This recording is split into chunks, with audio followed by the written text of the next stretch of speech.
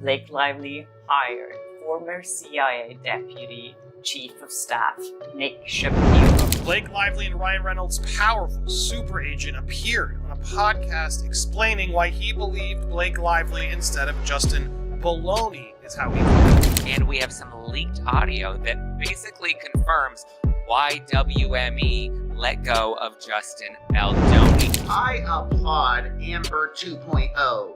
She is showing us grit and determination. Ryan Reynolds and Blake Lively, long celebrated as Hollywood's golden couple, are now at the center of a growing controversy. Whispers of power plays, a mysteriously failed podcast recording, and a leaked audio scandal have set the industry abuzz. Their legal battle with Justin Baldoni is unfolding like a full-blown Hollywood thriller, with PR spin, media bias, and industry loyalties all coming under scrutiny. Reynolds and Lively have broken their silence, firmly stating, "That's not true." But the question remains, do they have the truth on their side? Or is this just another case of reputation winning over reality? The stakes are higher than ever, and the battle for public perception has only just begun.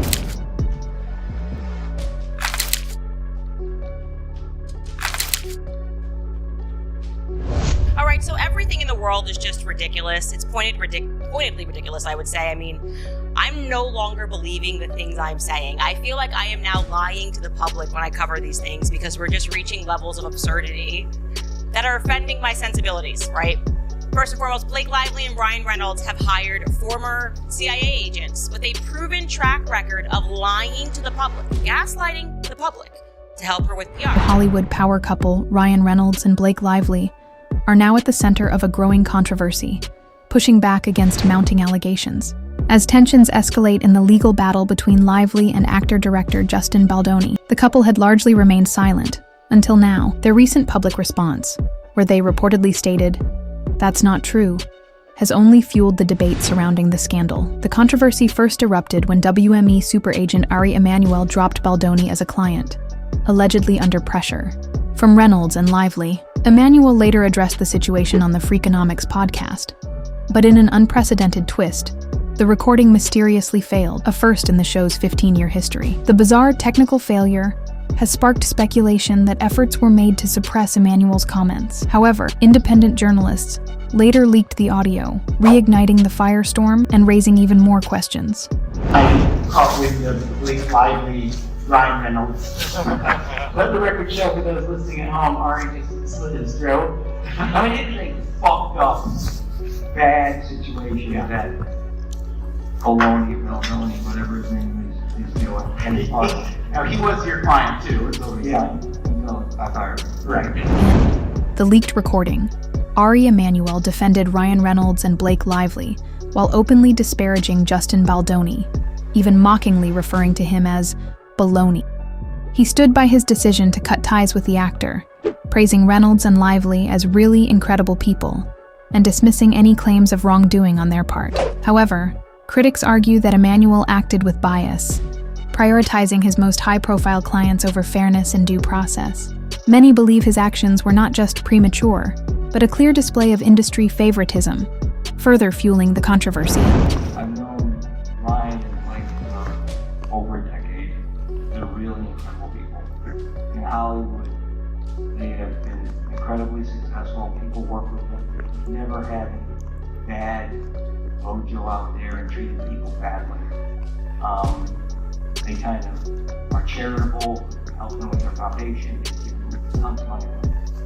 If what is alleged in her lawsuit that happened on social media, just because she complained to the studio that things were unhealthy on the set, that he was director and this man was the producer.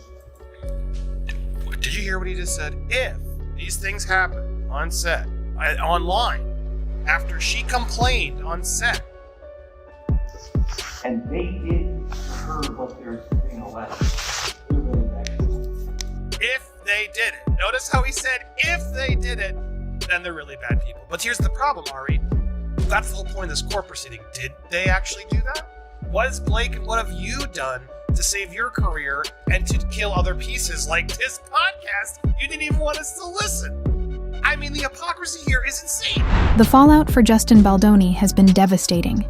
His production company is struggling, and multiple studio deals have reportedly fallen through, putting his career at serious risk.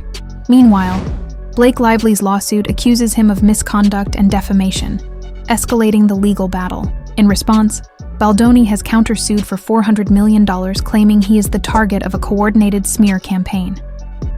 As the fight intensifies, PR strategies have become a key battleground, with both sides vying to control the narrative and sway public perception.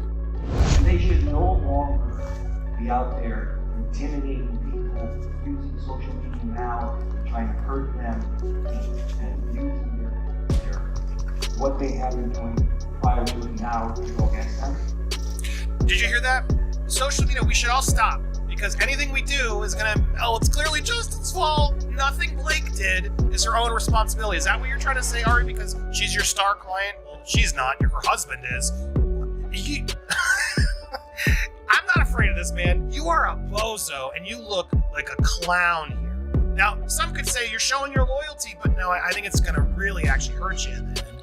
And this is going to be tar on your face. You're going to regret this one. And I think that's why you wanted this audio not to actually get released. I do. That's my opinion, though. If you did. You should just stop with feelings and let the process play itself out. Just stop, everybody. Just stop.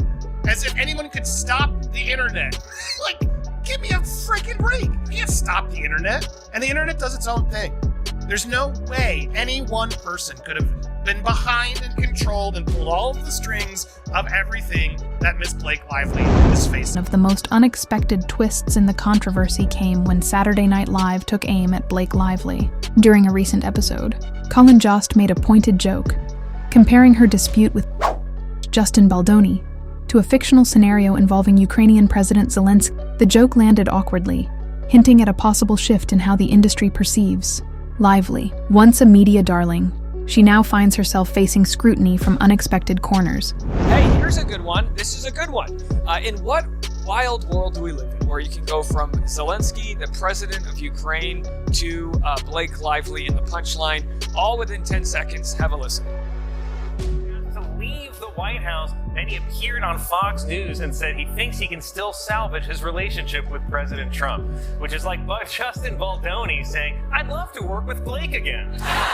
All right, so which one is Justin Baldoni? Which one is Blake? Now, life is inherently political, and I don't want to spend too much time talking about this. I'll save this for tomorrow morning's Rush Hour podcast. But I believe Justin Baldoni is Ukraine here. He was invaded. What do you expect him to do? He was trying to protect his show. Right now, it's not a perfect comparison, but whenever you explain a joke, you kill it, right? Because the reason why we laugh at things is we take an assumption and then we sort of bury that assumption with the new information. That's what the punchline is. Now, they sort of give the punchline away by cutting to the face of Baldoni a little early there, but the tension being built between something very serious, such as Ukraine and the U.S.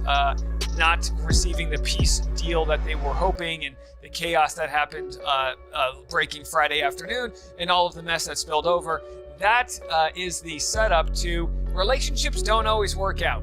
And Trump and Zelensky are about as happily together as Baldoni and Blake Lively. So adding another layer to the controversy, Blake Lively has enlisted a crisis PR specialist with a highly controversial past, one of the intelligence officers involved in dismissing the Hunter Biden laptop scandal as Russian disinformation.